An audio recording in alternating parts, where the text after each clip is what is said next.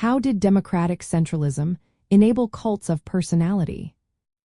Imagine a system where everyone debates openly but then must follow a single leader's decision without question. That's what democratic centralism aimed to do. It was a core idea in Leninist thought and the way communist parties organized themselves. The goal was to balance discussion with unity. Members could voice opinions and debate policies during internal meetings.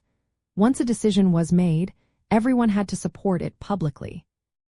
This created a unified front that was essential during revolutionary times.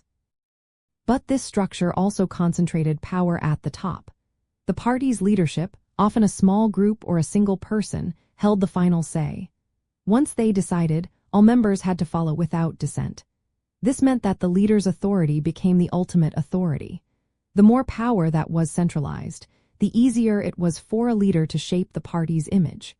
They could control what information was shared and how they were portrayed. Because dissent was discouraged or suppressed after decisions, it became difficult for alternative viewpoints to challenge the leader's authority.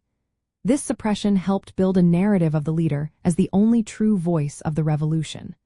The party's discipline meant that loyalty to the leader was expected and reinforced.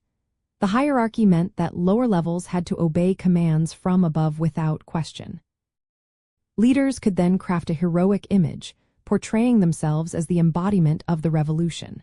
This was especially true under Stalin in the Soviet Union. The formal democratic elements of the party became just a show, while real power was held tightly by the leader. Over time, this environment created fertile ground for personality cults. Leaders like Stalin were seen as infallible and indispensable. In the end, democratic centralism was meant to keep the party united and effective. But in practice, it often led to the rise of personality cults. When centralism becomes dominant over democracy, individual leaders can monopolize power.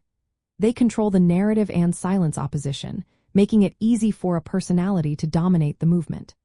That's how the principle, meant to foster unity, sometimes paved the way for leaders to become larger-than-life figures.